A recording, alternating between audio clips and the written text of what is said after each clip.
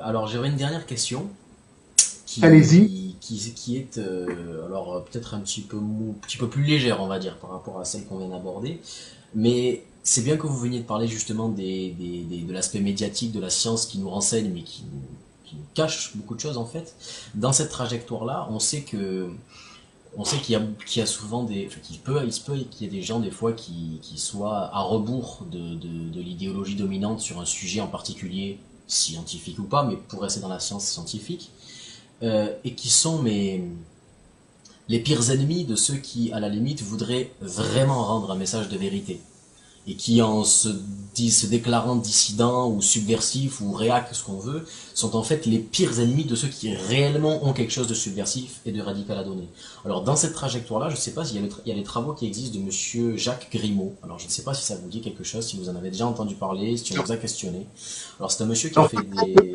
on me dit vaguement quelque chose, mais je me souviens plus quel est le sujet, mais je crois qu'on m'en a parlé. Mais vous allez Alors, m'expliquer. son sujet très... L'un de ses sujets, puisqu'il a travaillé sur beaucoup de choses, ce sont les pyramides d'Égypte. Ah, oui. Voilà.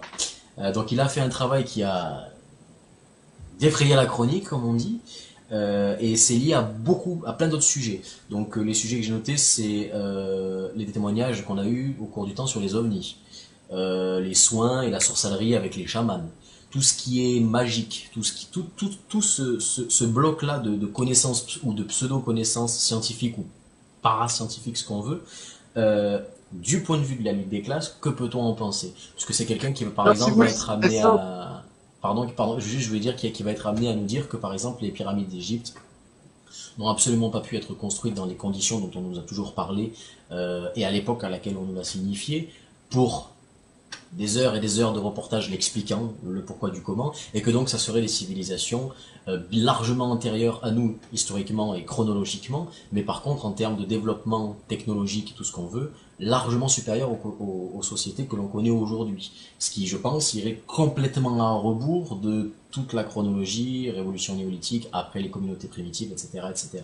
Donc qu'est-ce que vous auriez à poser, opposer ou apposer à ce genre de découvertes qui se font Alors, passer si vous comme voulez, subversives? il y a des choses- on va en revenir à l'opium. On va en revenir à l'opium. La Terre est-elle plate? Y a-t-il des reptiliens?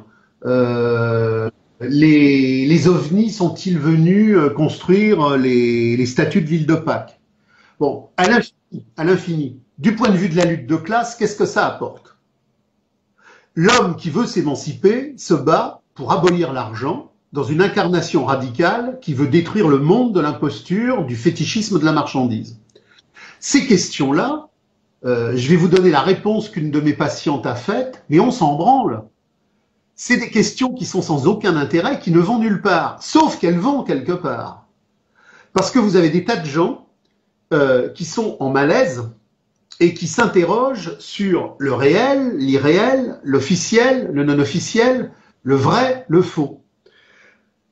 Au lieu d'aller dans l'incarnation radicale de la pensée critique qui va solutionner toutes les problématiques du vrai et du faux, on va les cantonner dans des eaux nostalgistes où ils vont aller piétiner dans quelque chose qui est profondément anti-révolutionnaire et qui n'emmerde personne. Parce que demain, la faillite bancaire est en train d'intervenir, le système va s'effondrer. Si les gens ont un rapport critique à l'histoire à travers Engels, à travers Marx, et qu'ils comprennent tout ça, ça positionne quelque chose de subversif et de radical qui fait peur au système. Si demain des millions d'individus se mettent à névrotiser les pyramides, l'île de Pâques, la Terre plate, mais le système il est ravi. Il est ravi. Les gens partent dans des conneries qui ne vont nulle part. Donc, est-ce que pour autant, bon, vous me dites votre Alors, si vous voulez, patiente, moi, je passe de ma passion oui, que je voilà. trouve branle de ces conneries-là. L'île de Pâques, alors l'île de Pâques, on a fait toute une série de travaux et d'investigations à travers des fouilles qui ont montré qu'effectivement, l'île de Pâques, il y a plusieurs siècles, était pleine de forêts, que les arbres avaient été bousillés et que c'est grâce à ces arbres qu'on avait monté, etc., les statues. En Égypte, il y a plein de fouilles qui ont été faites et qui montrent comment les structures de pyramides ont été créées par des réseaux pneumatiques de sable qui étaient digués, puis dédigués, que le sable descendait, que les trucs. Bon, ça pose. Je veux dire, la question pathologique, c'est qu'est-ce qui fait que quelqu'un va passer sa vie à se poser ces questions-là au lieu de se poser la question du jouir historique et de son émancipation. Son degré d'aliénation et le parcours névrotique de chacun, j'ai envie de dire, certainement. Voilà, si vous voulez. Donc, il faut bien que les gens comprennent que le système organise en permanence des diversions infantiles, anodines et radicalement anti-dangereuses pour lui. Si par exemple je suis le chemin de Debord à travers les commentaires sur la société du spectacle et que je me pose la question du vrai et du faux en fonction du terrorisme et en fonction du fait que l'État est par essence une structure de mensonge étatique. Là, j'avance sur des trucs qui sont effectivement intéressants et qui ont une issue historique.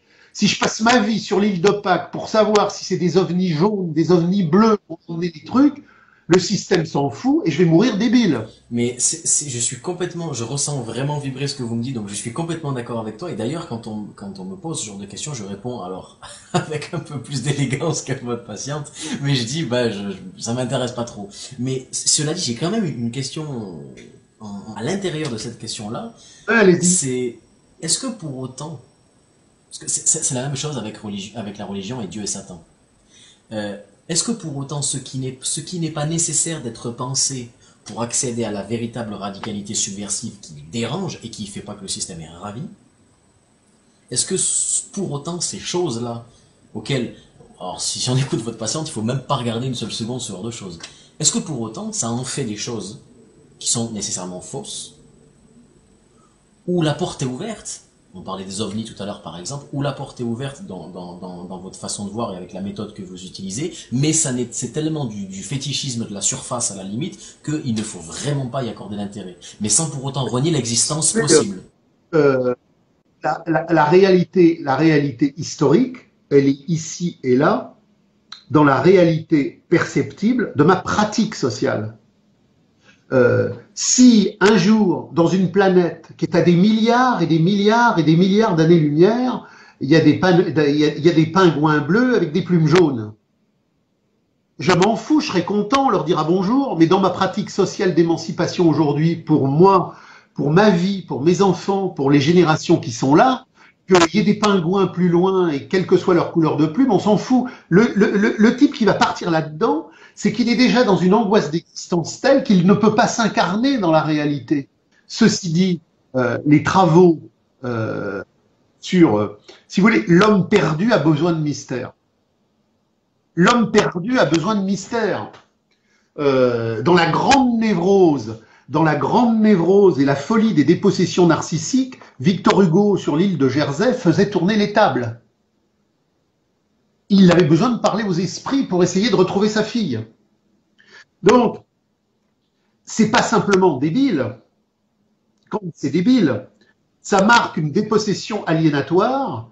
Quand l'angoisse ne peut pas trouver de solution concrète au positionnement historique de son élucidation, elle va ailleurs. Un truc très simple, Satan, vous m'avez dit tout à l'heure, mais Satan existe, c'est la marchandise. Quel est le degré le plus absolu de la possession? Le fétichisme de la marchandise. Mais il y a plein de gens qui, pour ne pas se donner le temps, les moyens de comprendre que l'horreur la plus abominable du monde, c'est la marchandise, vont inventer des horreurs allégoriques, mirifiques, dans des gymnastiques cérébrales qui ne s'incarnent pas dans l'histoire réelle. Le satanisme de la marchandise, c'est l'ordre du monde. Il n'y a pas besoin d'inventer des possessions chimériques, elle est là la possession. Où sont les hommes de la possession? Ils sont dans le rapport de chosification névrotique par lequel l'homme s'est fait chose. Et donc ça veut dire que tous ces témoignages, par exemple, qu'on peut recueillir sur tout un tas de sujets, du coup, sur la sorcellerie, sur les cas de possession, mais les cas de possession avec une forme et une manifestation dans le présent concret, autre que je ne peux pas m'empêcher de m'acheter mon iPod, je suis obligé de sortir, des cas de possession qui sont dans un autre degré.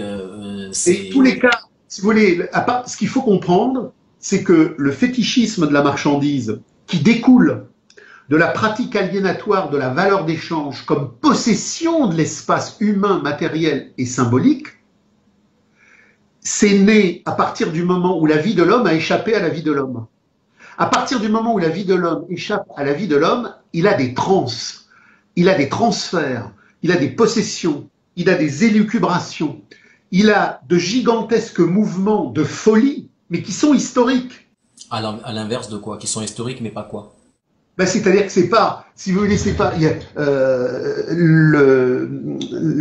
la plus grande chasse aux sorcières, la plus grande folie, c'est la révolution capitaliste à partir du moment où, à la Renaissance, le pouvoir des villes, à travers le pouvoir du magistrat, à travers le pouvoir du médecin et à travers le pouvoir du capital centralisé dans une administration urbaine, va vouloir détruire les savoirs ancestraux. Les gens s'imaginent que la chasse aux sorcières, c'est le Moyen-Âge. Et pas du tout, il n'y a pas de chasse aux sorcières. La chasse aux sorcières, c'est une chasse politique qui prend sa place dans le développement de l'accumulation du capital quand les vieux systèmes des communaux séculiers et symboliques de la terre sont détruits par l'impérialisme montant du capitalisme urbain qui doit asservir les campagnes. Et il y a très très peu de chasse aux sorcières en pays catholiques. Les seuls pays catholiques où on connaît de la chasse aux sorcières, c'est les pays qui sont déjà en proximité de développement capitaliste, en connexion avec les comptoirs économiques du développement protestant. Mais les grands territoires de la chasse aux sorcières, avec les bûchers et la grande horreur, c'est l'Écosse, c'est l'Angleterre, c'est les Pays-Bas protestants. Donc, il faut comprendre que quand un phénomène d'hystérie ou de folie sociale surgit, il est le développement du capital, il n'est pas le développement de la folie de plusieurs hommes qui, en coagulant, additionnent un fait social qui là surgit parce que c'est le développement des forces productives du capital. Donc il n'y a aucune autonomie là-dedans. Pardon? Il n'y a aucune autonomie là-dedans. Il n'y a jamais d'autonomie. Ce que la dialectique critique nous apprend, c'est que il n'y a aucune autonomie de la folie, de la possession, des paranoïas, des schizophrénies. C'est chaque temps historique qui produit à un moment donné. Un truc qui est très intéressant, je me souviens d'un... Il y a eu un film dont j'ai oublié le nom. Français, américain? Qui était très connu, c'est un film français. C'est un film sur les possédés de Loudun. Je connais pas. Bah, c'est très très intéressant. Il y a eu un film, et donc j'ai oublié le nom. Bah, je suis pas très bon en cinématographie. Ça se passe à l'époque de Richelieu et à Loudun, dans une assemblée de religieuses, le confesseur, dont j'ai oublié le nom. Vous voyez, j'ai travaillé là-dessus il y a 25 ans et je me souviens pratiquement plus de rien. Bon, je me souviens de la matrice et de la substance. Je me souviens plus du nom le nom du prêtre. Dans le cadre de configuration politique, dans le cadre de conflits entre Richelieu, la ville de Loudun et toute cette période qui voit l'unité de l'État français se mettre en marche, le prêtre qui est donc le confesseur de ces religieuses de Loudun, va être soumis à un délire hystérique collectif qui va permettre à Richelieu de le faire assassiner. Alors, la question qu'on peut poser, c'est les religieuses qui l'accusent, sont-elles totalement menteuses, totalement possédées, totalement hallucinées? Marx répond, ça dépend. La mère abbesse qui avait eu des relations plus ou moins bizarres avec lui, il avait rejeté ses avances, etc., il y a une vengeance. Mais il y a des sœurs qui ont réellement cru qu'il y avait une possession.